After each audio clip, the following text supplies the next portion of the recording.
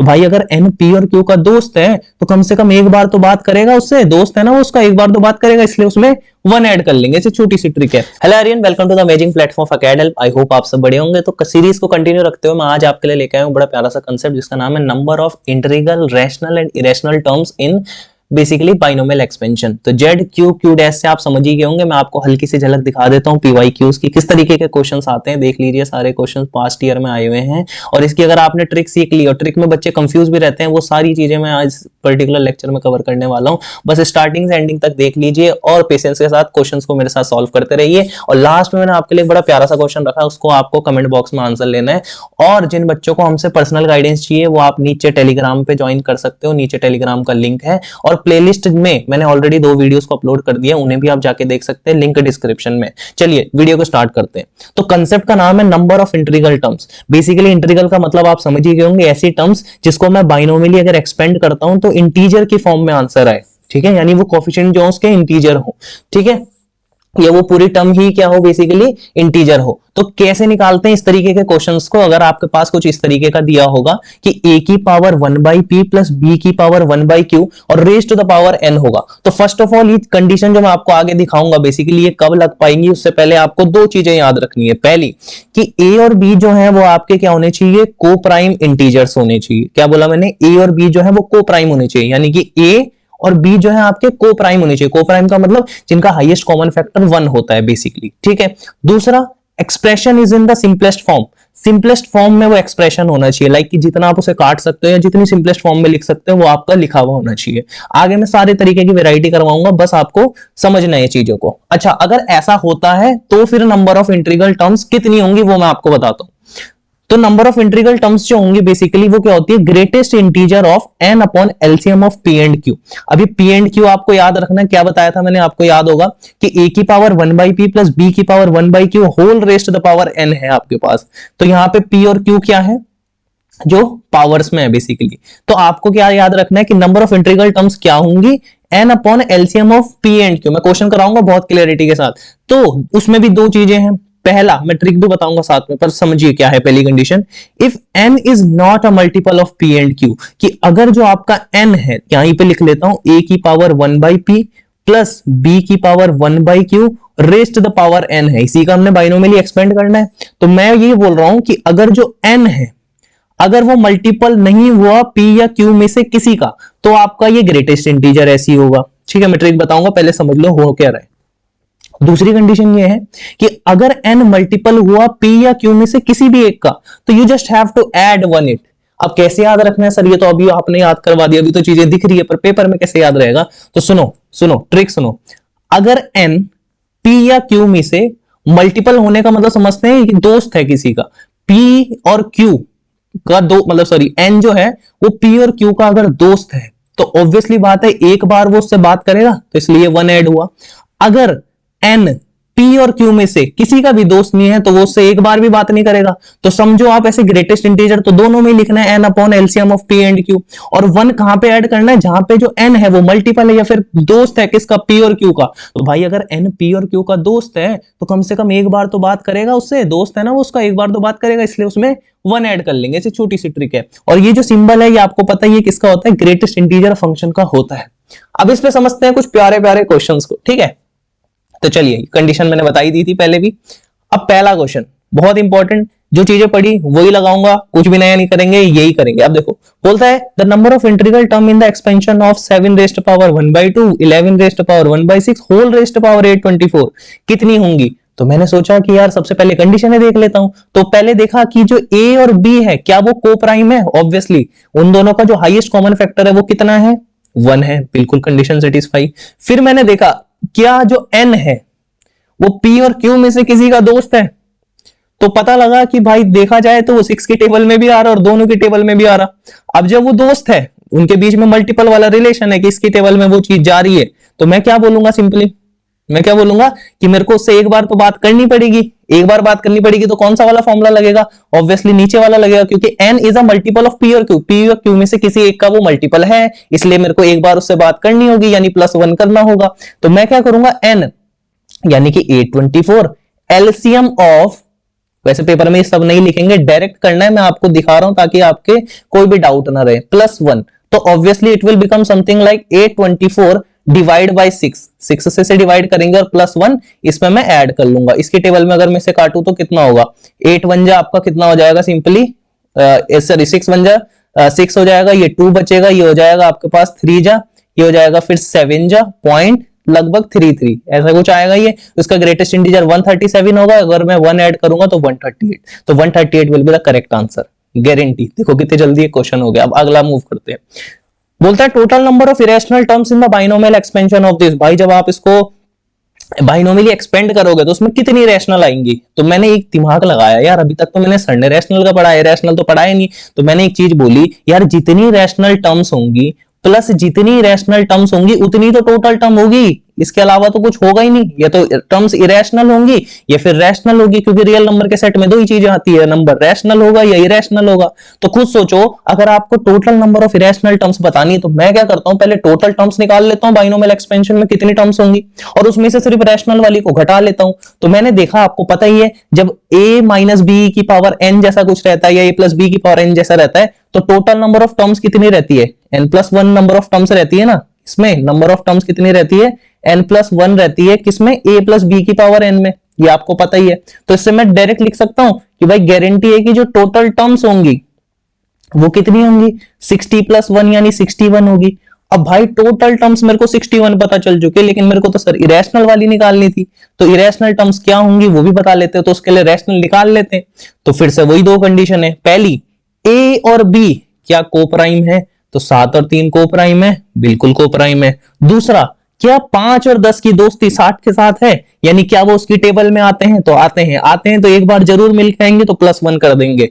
तो क्या करेंगे हम, डिवाइड में ऊपर रहेगा 60, क्योंकि पावर एलसीएम अब मैं लिखूंगा नहीं, मैं अब आपको पता ही लग चुका है, एलसीएम ऑफ 5 एंड 10 ऑब्वियसली 1, ठीक है। और फिर क्या हो जाएगा इसके बाद, +1, क्यों, क्योंकि वो कम से कम एक बार तो मिलने जाएगा ही उससे। तो इससे अगर मैं इसे कैंसिल आउट करूं, greatest integer of 6 obviously it will be 6 +1 will be equal to 7। तो इसका आंसर कितना आ जाएगा बच्चों, आपका 7 आ जाएगा। सॉरी आंसर नहीं, नंबर ऑफ रैशनल टर्म्स आपकी 7 आ जाएंगी, लेकिन आपको तो वो निकालनी थी नंबर ऑफ इरेशनल टर्म। तो इरेशनल टर्म कैसे निकालूंगा भाई, 7 रैशनल टर्म है, तो इरेशनल टर्म को मैं टोटल में से दिखा दूंगा माइनस करके, तो ये हो जाएगा irrational term is equal to 61 minus 7, तो for sure it will be 54। तो is there any option like 54, yes, D option will be the correct answer. Feel आ रही है चीजों की, चीजें आसान लग रही है तो एक बार कमेंट बॉक्स में लिख दो अगली वीडियो किस पे चाहिए, मजा आ रहा है, चीजें समझ आ रही है तो बता दो कमेंट में, ताकि मेरे को भी आइडिया लगे कि हाँ इस टॉपिक में बच्चों को डिफिकल्टी हो रही है, तो फिर मैं इस पे वीडियो बना लूंगा। चलिए अब ये क्वेश्चन है, अब यहाँ पे बढ़िया चीज लग रही है। मैंने दो कंडीशनें बताई थी, पहले तो मैंने बोला था ए और बी को प्राइम है, जी को प्राइम है। दूसरी मैंने आपको याद होगा मैंने लिखाई थी आपको, क्या, expressions is in the simplest form. क्या ये सिंपलेस्ट फॉर्म में दिख रहा है आपको, नहीं दिख रहा है, क्यों, क्योंकि मैं इसे फर्दर भी तो वो कर सकता हूँ ना, सिंपलेस्ट कर सकता हूँ। लाइक मैं इसे यूं भी तो लिख सकता हूँ 2 की पावर में 2 × 1/4, है ना। ये बहुत इंपॉर्टेंट स्टेप है, क्यों, क्योंकि बच्चे भूल जाते हैं उसे सिंपलेस्ट में करना, वो डायरेक्ट फंडा लगा लेते हैं 120 अपॉन एलसीएम ऑफ 4 और 6, नहीं, पहले उसे सिंपलेस्ट फॉर्म में लिखना है। दिस इज वेरी इंपॉर्टेंट, इस तरीके का क्वेश्चन आने के बहुत ज्यादा चांसेस है। अब सुनो, ये बनेगा बच्चा आपका 5 की पावर 1/6, इसकी पावर 120, ठीक है। अब सोचो ये कैसा हो जाएगा, इससे ये कैंसल आउट करूंगा अगर मैं, तो I can write it like 2 की पावर 1/2, 5 की पावर 1/6 रेस्ट द पावर 120। अब सुनो वही वाली बात कि क्या ए और बी को प्राइम है, जी बिल्कुल है, हाईएस्ट कॉमन फैक्टर 1 है। क्या ये सिंपलेस्ट फॉर्म में है, जी सिंपलेस्ट फॉर्म में, मैं फर्दर कुछ नहीं कर सकता। फिर से क्या 2 और 6 120 के दोस्त हैं, तो दोस्त हैं तो ऑब्वियसली 1 ऐड करना पड़ेगा, तो कुछ नहीं यार, अब तो जल्दी से कर लूंगा मैं, 120 divide by LCM of 2 and 6, for sure it will be 6, और 1 ऐड कर दूंगा क्योंकि 2 और 6 की दोस्ती है, उसके साथ दोस्ती है तो कम से कम एक बार तो बात करेंगे ही, तो भाई बात करेंगे तो 1 ऐड कर लो, तो ये हो जाएगा 20 + 1, यानी ऑब्वियसली बात है ये हो जाएगा 21, यानी 21 is nothing but the number of the rational term in the binomial expansion, and that is the correct answer. ठीक है, चलिए आगे मूव करते हैं। ये क्वेश्चन है आपके पास, बोलता है if the number of integral term in the expansion is exactly 33, तो लीस्ट वैल्यू ऑफ n, इसमें ये बोल रहा है कि n इसने अननोन रख दिया इस बार, ठीक है, लेकिन हम पे दो फॉर्मूले तो पता ही थे, ये तो भाई ये वाला फॉर्मूला पढ़ा था आपने, पहले दिखा देता हूं मैं, पहले कंडीशन देख लेते हैं यार। ए और बी क्या आपके पास को प्राइम है, 3 और 5 का जो हाईएस्ट कॉमन फैक्टर है वो 1 है, जी बिल्कुल है। दूसरी इस बार हमें पता नहीं ना कि 2 और 8 की दोस्ती n के साथ है कि नहीं, बस एक कंडीशन बोली कि n सबसे छोटा होना चाहिए। तो मेरे को कंफ्यूजन थी कि मैं ये वाला फॉर्मूला लगाऊं, और डिवाइड में तो गारंटी 8 ही आएगा, क्यों, एलसीएम ऑफ 2 और 8 तो 8 ही होगा। ये वाला फॉर्मूला लगाऊं इन ऑर्डर टू जनरेट 33, या फिर ये वाला फॉर्मूला लगाऊं इन ऑर्डर टू जनरेट 33। तो मैंने सोचा मेरे को n को लीस्ट रखना है, मेरे को n को सबसे कम रखना है। तो पहले वाले को जब मैंने देखा तो मेरे को क्या पता लगा कि ये 32 बन जाएगा। दूसरे वाले को जब देखा तो ये तो चलो लिखना नहीं चाहिए, वैसे वहीं पे है, 33 बन जाएगा। अब आपको दिमाग खुद बताओ, आपको n को सबसे कम रखना है। सबसे कम कब होगा n? सबसे कम कब होगा? जब उसका ग्रेटेस्ट इंटीजर कम ही आएगा, तभी तो n भी कम होगा भाई, न्यूमिनेटर ही कम होगा, तभी तो ग्रेटेस्ट इंटीजर करके वो कम आया होगा। तो ऑब्वियसली अगर मेरे को यहाँ पे ऐसा क्या नंबर में रख सकता हूं n की जगह ताकि उसका ग्रेटेस्ट इंटीजर 32 आ जाए, कितना रखना पड़ेगा? Obviously n is equal to 32 into 8, यानी ये कुछ ऐसा बन गया 2 की पावर 5 इंटू 2 की पावर 3, यानी 2 की पावर सिंपली 8, यानी 256। तो मेरे को 256 रखना पड़ेगा इसकी जगह in order to get the least value, सबसे कम वैल्यू आए, ताकि ऑल्दो 257 वो भी रख सकता है, लेकिन मेरे को n की तो लीस्ट वैल्यू चाहिए, सबसे कम मैं क्या रख सकता हूं? तो 256 को मैं मिनिमम रख सकता हूं। अब ये वो वाला क्वेश्चन है, इसमें सम पूछ लिया उसने, तो यहाँ पे ट्रिक नहीं लगेगी, यहाँ पे वो कंसेप्ट लगाएंगे, ठीक है, क्योंकि उन्हें पता लग गया ट्रिक अब हर जगह थोड़ी ना लग जाएगी, कहीं कहीं पे दिमाग भी लगाना पड़ेगा, तो वो भी सीख लेते। तो बोलता है पहले तो sum of all truth terms which are rational numbers in the expansion of this, कितनी टर्म्स इसमें क्या होंगी? रैशनल होंगी। तो मैंने देखा कि इसकी जनरल टर्म लिख लेते हैं, तो इसकी जनरल टर्म क्या होगी? tr plus 1 is equal to 12cr, और क्या हो जाएगा आपका पहले वाले की पावर में इन दोनों का डिफरेंस, और पीछे वाले की पावर में ये चली जाएगी पावर। अब खुद सोचो आप दिमाग लगा के, अब आपको रैशनल नंबर्स चाहिए, यानी ऑब्वियसली फ्रैक्शनल पावर नहीं चाहिए। अगर इसकी पावर में मान लो ये 7/3 जैसा कुछ बन गया, तो 2 की power 7/3 will it generate a rational number? ये तो रैशनल नंबर जनरेट नहीं करेगा। तो अब मेरा काम ये होता है कि भाई मेरे को आर की कुछ ऐसी वैल्यू ढूंढनी होंगी जिससे वो ना बहुत प्यारा सा हो, लाइक वो रैशनल सा बन जाए, कट जाए चीजें। तो मैंने सोचा देखो पहले तो आर जो है गारंटी है वो 4 का मल्टीपल होना चाहिए, क्योंकि अगर ये 4 का मल्टीपल नहीं हुआ, मान लो ये 1 हुआ फॉर एग्जाम्पल, तो ये बनेगा 3 की पावर 1/4। 3 की power 1/4 is not a rational number, it's a irrational number, है ना। जब आप इसको फ्रैक्शन में कन्वर्ट करोगे, सॉरी डेसिमल में कन्वर्ट करोगे, तो वो तो नॉन टर्मिनेटिंग नॉन रिपीटिंग जैसा डेसिमल एक्सप्रेशन आएगा, तो वो तो इंटीग्रल टर्म नहीं हुई, इसकी रैशनल टर्म नहीं हुई बेसिकली। तो क्या किया पहले तो यहां से बहुत क्लियरिटी आ रही है कि जो r है वो 4 का मल्टीपल होना चाहिए। तो मैंने देखा कि r इक्वल टू 0 रख सकते हैं क्या? तो मैंने जब r की वैल्यू 0 रखी, 3 की पावर 0 बड़ा प्यार से 1 बन जाएगा, यहां 0 रखूंगा तो 2 की पावर में 1/3 12 माइनस 0 यानी 2 की पावर 4, ये भी बहुत प्यारा बन जाएगा, 12 से 0 भी बड़ा प्यारा बन जाएगा, मतलब रैशनल बन जाएगा।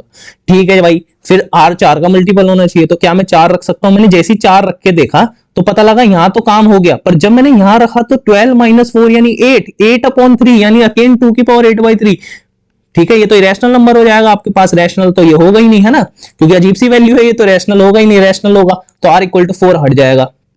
सिमिलरली r इक्वल टू 8 में भी काम खराब हो रहा है, देखो r 8 रखोगे ये तो चल जाएगा, पर यहां पे अगर आप 8 रखोगे तो 12 माइनस 8 4/3 इज अगेन 2/3 की 2 की power 4/3 is again irrational number, तो ये भी हट जाएगा। हाँ, r इक्वल टू 12 पे काम चल जाएगा, क्योंकि ये चीज तो 0 हो गई, ये चीज 0 हो गई, और ये 12/4 यानी 3 हो गया, तो दो ही वैल्यू आ रही है, इस दोनों को यहाँ पे रखना है और सिर्फ सम करना है आपको। देखो कितना आसान क्वेश्चन था। जब r की वैल्यू 0 होगी तो टर्म क्या रहेगी? 12 से 0 2 की पावर, ये 0 हो जाएगा तो 12 माइनस 0 12/3 यानी 2 की पावर 4, ये हो जाएगा 3 की पावर 0 यानी 1। फिर अगली टर्म क्या होगी? जब r की वैल्यू 12 रखोगे तो 12 से 12 2 की पावर में 0 3 की पावर में 12/4 यानी 3 हो जाएगा। अब सोचो 2 की ये 1 हो जाएगा, ये 1 हो जाएगा, 2 की पावर 4 यानी 16 प्लस 3 की पावर 3 यानी 27, ये सिंपली सम करूंगा तो सम आ जाएगा 43। तो D option will be the correct answer.